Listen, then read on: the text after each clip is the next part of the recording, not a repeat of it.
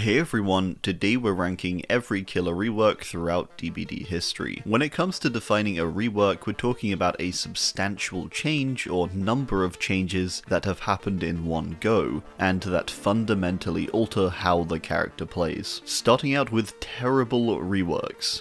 Billy's Overheat rework. This rework is famous within the community and widely regarded as the worst rework the game has had to one of its characters. This rework took Billy from being top tier and very fun into one of the weakest and extremely frustrating to play. It's fine to nerf a character, but this sucked the very soul out of Billy. The primary change in this rework was the introduction of the Overheat mechanic. A mechanic which basically punished you for using your chainsaw too much, even though, you know, it's your power. This made it hard to use him well in direct chase, and pull off certain tricks like feathering the chainsaw, as it would just overheat far too quickly. This update further destroyed many of Billy's best add-ons, and introduced new and just really bizarrely designed new ones. There were further just really odd additions too, that just seemed like weird jabs towards him, like adding a scream at the beginning of each sprint, so he goes "oh"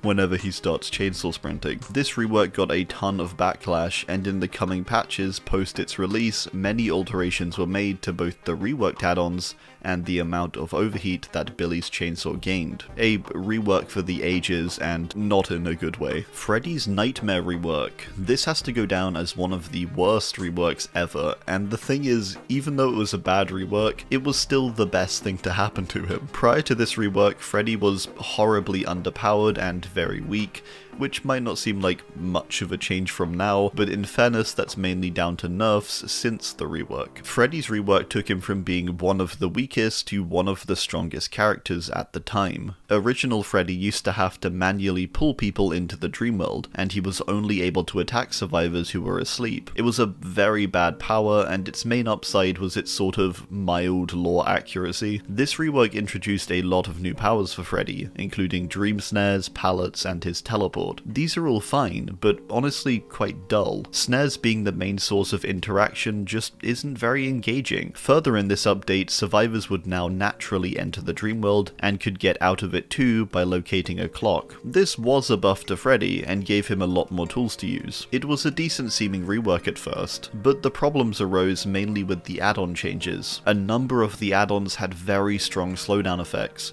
and quickly became a nuisance and led to the build known as Forever Freddy, a build that stacked a ton of slowdown, and as the name suggests, make you stay forever in the game. Then he was nerfed super hard in one of the most substantial and significant nerfs the game has ever seen.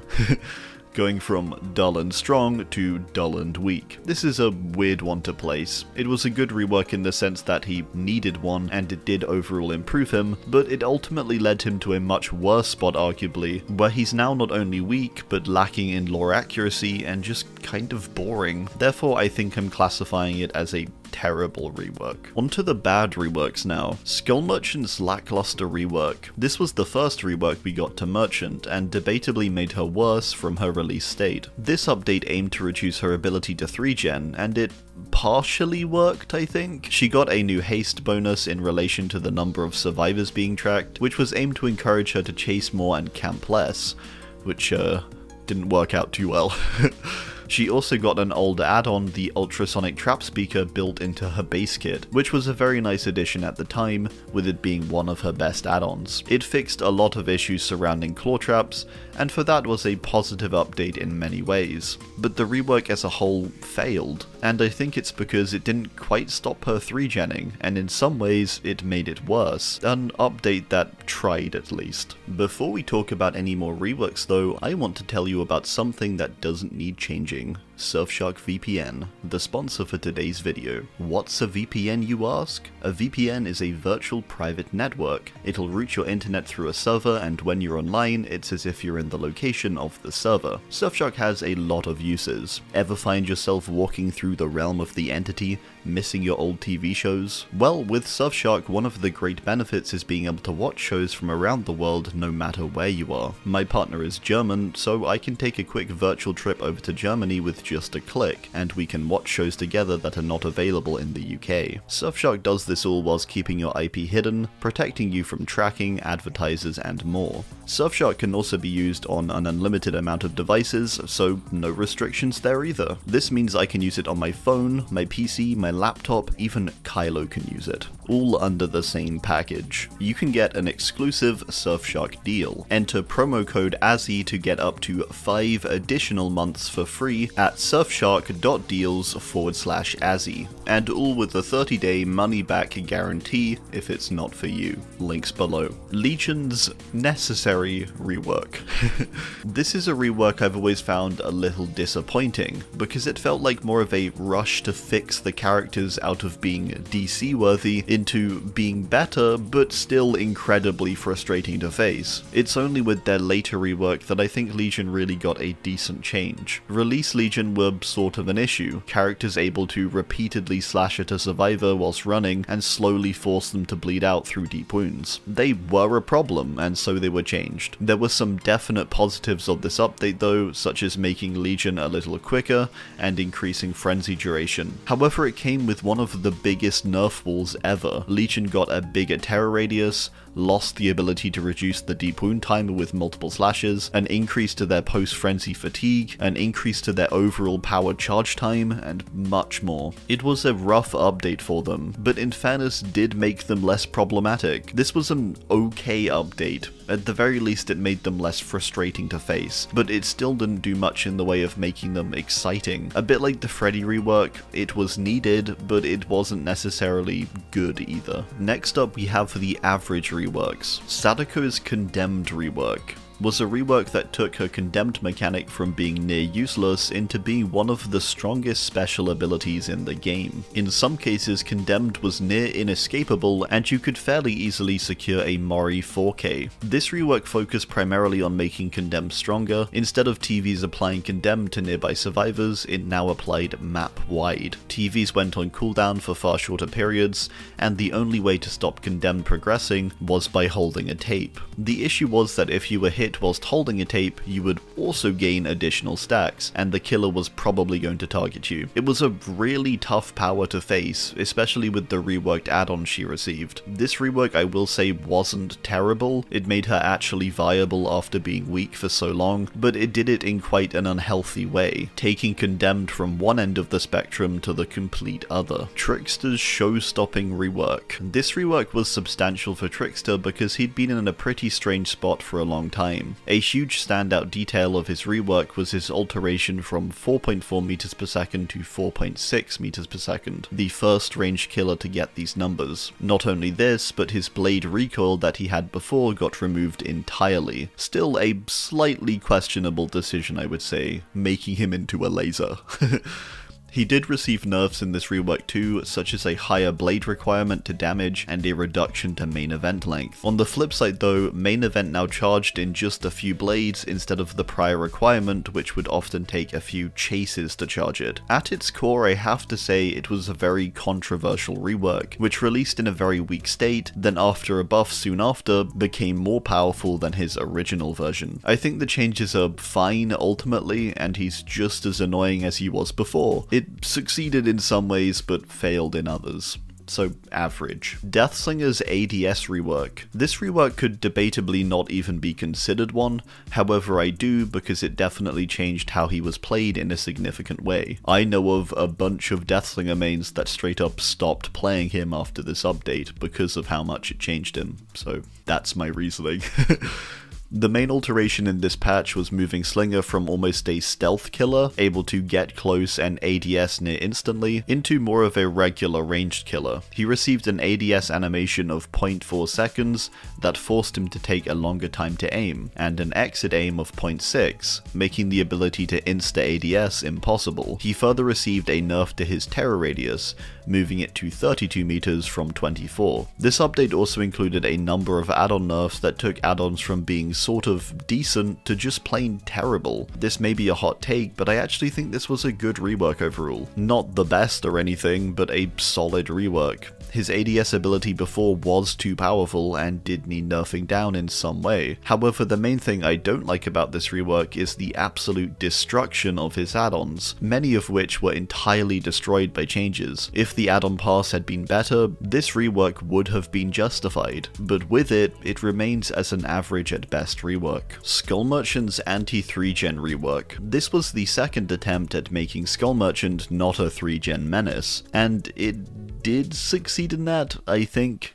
However, it's quite highly debated if it succeeded in making her fun though. I'm sort of on the fence for this. In part, I enjoy how her power works now, and how it requires you to set up areas and get survivors to run through them, with some really satisfying 2-tap moments. On the other hand, she can kind of be frustrating to play, and facing her honestly doesn't feel much better. The core thing in this change is making her drones apply stacks, that damage when they reach 3. She additionally gets more control over drone movement, and drones are overall stealthier. This is the best state she's been in, but it's not perfect. Legion's 5-hit rework. This rework was a definite step in the right direction for Legion, but by no means a perfect rework either. This rework basically just lifted them up in a bunch of ways. It gave them some cool new add-ons, it made them faster, it made them more efficient, and reduced their stun times. It also gave them a whole new mechanic that rewarded chaining your Feral Frenzy hits across all 4 survivors. If 4 were hit, the 5th swing would then down a survivor. A cool mechanic and a great reward for playing well. This was nice for Legion, and I'm glad they got something like this to make the power far more enjoyable to play and a little more engaging to face. Legion are still sort of a problem, I think, but definitely less of one after this. Hag's Trap rework. This was a rework that focused on getting Hag into a better state, with its primary change being a faster trap set speed and a longer teleport distance of 40 meters. This was a great rework too, because she further received a buff to almost all her add-ons. Where before they mostly had unnecessary nerfs attached to their bonuses, now they just had bonuses. That's how it should have always been, but the change was good. Equally, we do have to consider that this is the rework we have to thank for the days of Camp God Hag, so it really sort of depends on your perspective here. For me, I think it was a good update, because before she was in a really terrible spot. She had slow trap set speed, short teleport distance, she felt very clunky, so this streamlined her. I don't particularly like facing Hag, but this definitely made her more playable and definitely more consistent to face too. And now we're on to the good reworks. Reworks that were undeniably good, I think. Bubba's Chainsaw rework. This is a rework that took one of the most bare bones powers into something actually pretty solid. However, the fact that this rework was needed to begin with is really a shame, because Bubba should have probably just launched like this. Originally, Bubba had no charges on his chainsaw, and his add-ons were shared with Billy, which meant lots of them didn't even really work for him, because they were literally built for another character. In this rework, Bubba got changes to extend his chainsaw sweeps, a faster chainsaw overall, and a much easier to use chainsaw. Before, he had this weird activation for his chainsaw, where you had to fill the bar and then release the button to use it, instead of just filling the bar. It was a lot of quality of life changes like that made him feel smoother afterwards,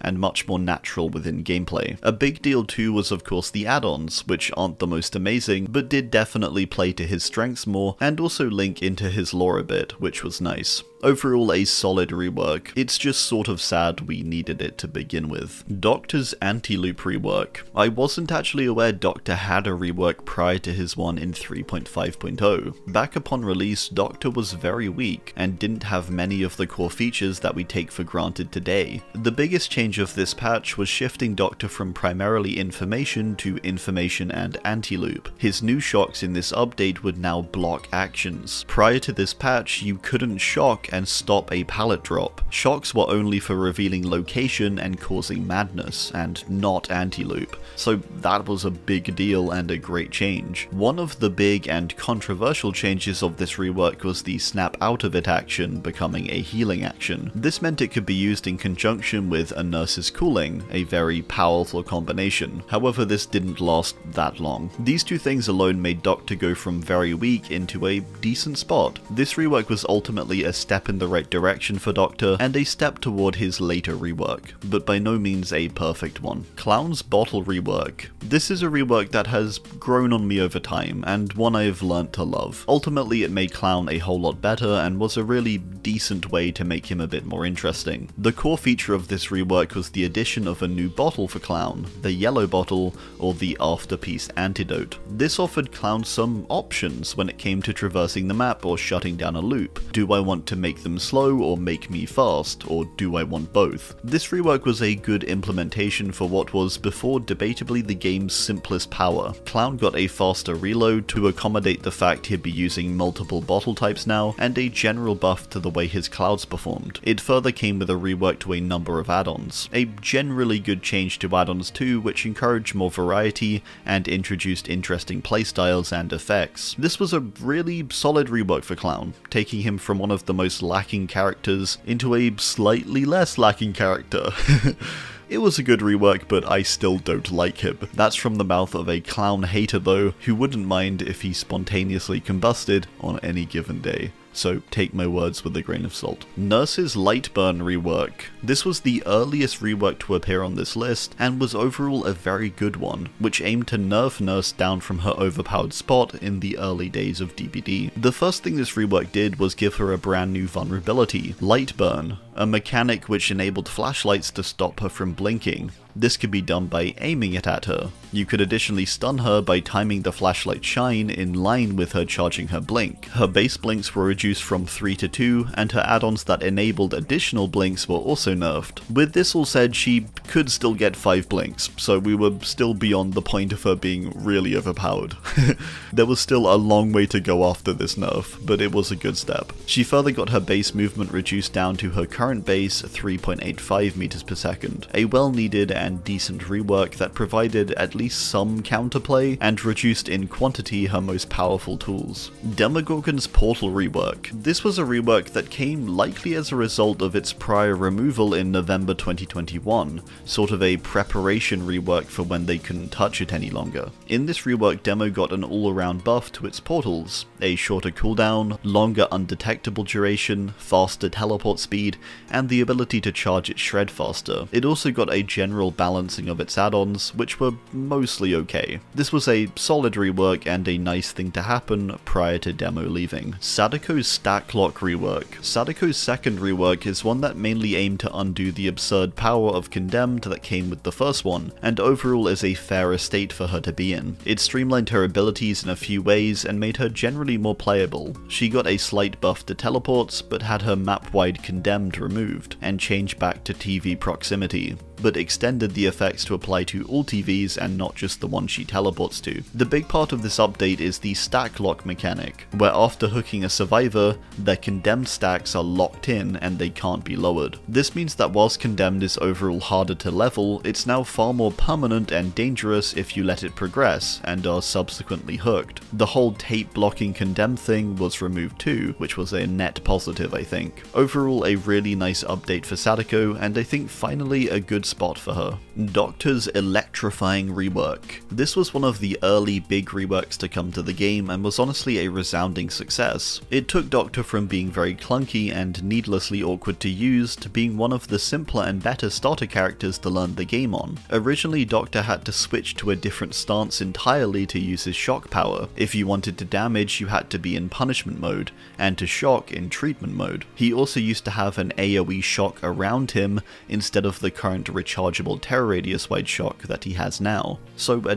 definite good trade I think. The one benefit of the static field before was that you would slowly ramp up Survivor Madness during chase, and could also reveal them as you moved around. I do have to say though, even though the 1.6.2 update was good, it was more of a fix to a lackluster killer, where 3.5.0 was a core movement for Doctor, and made him into a reliable and solid killer for years to come. Finally, we have the amazing reworks. Ghostface's Stealth rework. This is a perfect perfect example in my eyes of a rework that wasn't complicated, but did its job perfectly of reviving the character a little and playing to their strengths. This rework gave Ghosty many stealth buffs. When you marked a survivor, they couldn't reveal you anymore, and they were now also marked for 15 seconds longer. The other huge change in this update was altering the reveal mechanics to make them more consistent and generally work better, which is very nice. Overall, just a really solid update, which further introduced some new add-ons and made Ghosty just that bit stealthier and more fun. Blight's height rework.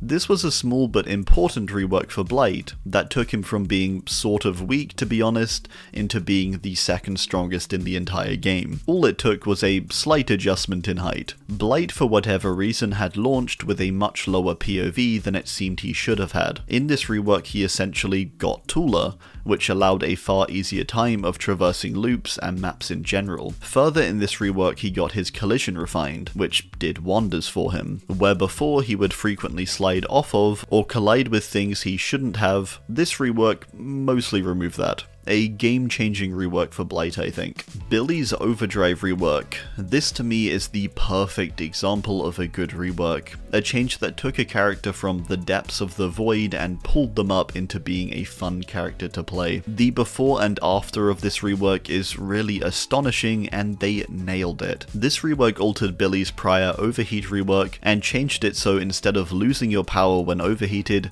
you'd instead gain more power, flipping the punishment of using your chainsaw into a reward for using your chainsaw. The more you use your chainsaw, the faster Overdrive charges, and when it's charged, you become even faster. An insanely fun rework that plays into why Billy is fun to begin with. He further received a number of additional buffs to his base chainsaw movement speed, hit cooldown, and reduced the collision area of the chainsaw, making it wholly more reliable and fixing a big issue with Billy, which is his collision, particularly on newer maps. A truly phenomenal rework. Let me know what your thoughts are as always down below. What was your favorite and least favorite rework? Thanks, and goodbye.